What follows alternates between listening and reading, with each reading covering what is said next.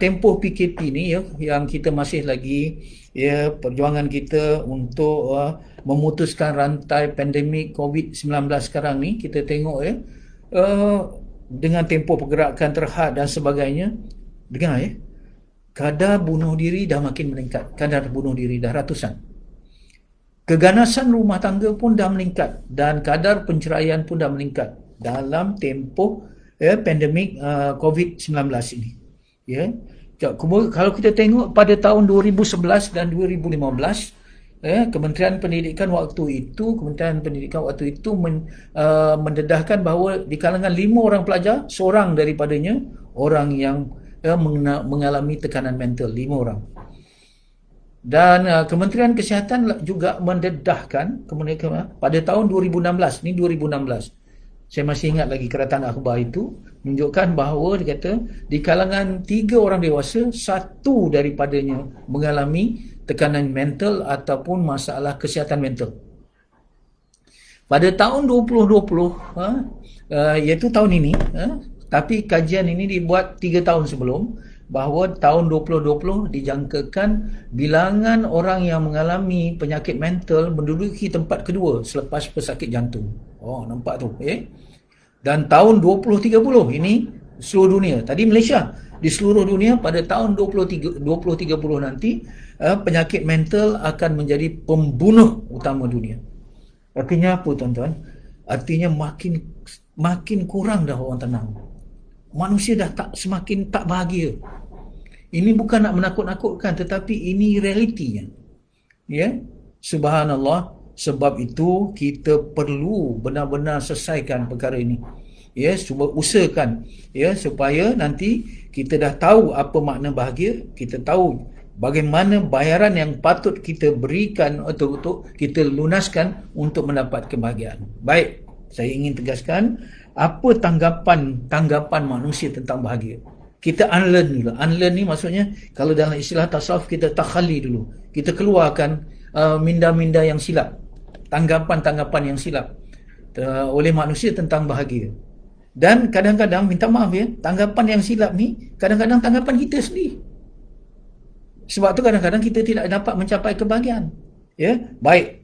Tanggapan manusia tentang bahagia ni ada 2. Ya, ada 2 golongan. Yang pertama, merasakan bahagia ni datang daripada kuasa, datang daripada harta, datang daripada rupa, datang daripada nama. Ni 4. Ni manusia ni sekarang ya. Kita tengok di dalam media elektronik ataupun ICT, kalau sekarang ni, kalau kita industri 4.0, kita tengok manusia memburu betul-betul nak dapat kuasa, nak dapat harta, nak jadi jutawan, nak jadi tadi pemimpin, kemudian nak rupa yang cantik, berusaha sungguh-sungguh macam mana nak jadi putih, macam mana nak jadi sado, macam mana nak jadi subhanallah, macam-macam kegilaan nak jadi cantik. Sebab tu produk kecantikan selalu mendapat sambutan, dan lahirnya jutawan-jutawan kosmetik ni, dia menjual alat-alat solek sebab manusia gila nak cantik. Dan yang keempat, manusia ni merasakan kebahagiaan tu datang daripada populariti. Semua nak jadi selebriti, semua nak terkenal, semua nak disanjung dan sebagainya. Sebab tu kita terburu-buru memburu like, share dan sebagainya. Sebab semua orang kata populariti ni, jadi selebriti ni yang dikatakan kebahagiaan. Baik, itu satu. Itu satu golongan yang merasakan bahagia ni datang daripada outside in, dari luar ke dalam. Oleh hartanya, oleh kuasanya, oleh rupanya dan oleh namanya.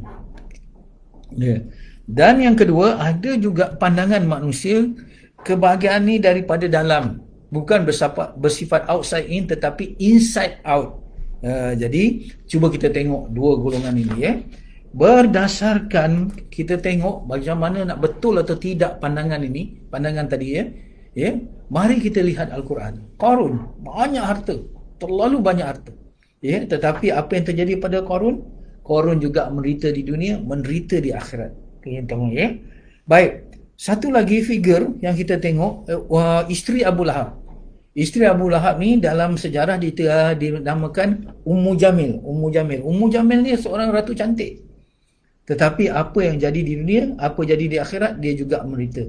Begitu juga orang yang ada nama yang disebut banyak di dalam Al-Quran, orang yang subhanallah, ya, orang yang menderita walaupun mereka terkenal. Jadi ini menunjukkan, ya, orang yang ada kuasa, orang yang ada harta, orang yang ada nama, orang yang ada rupa tidak bahagia, tidak tenang hidup dia. Kerana apa? Al-Quran menegaskan begitu.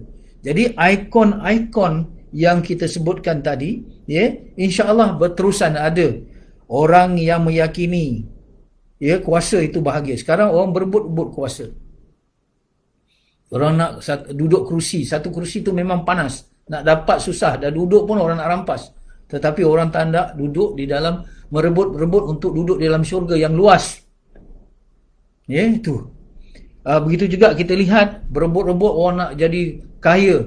Kadang-kadang dengan rasuah, dengan sebagainya. Kita tengok macam-macam.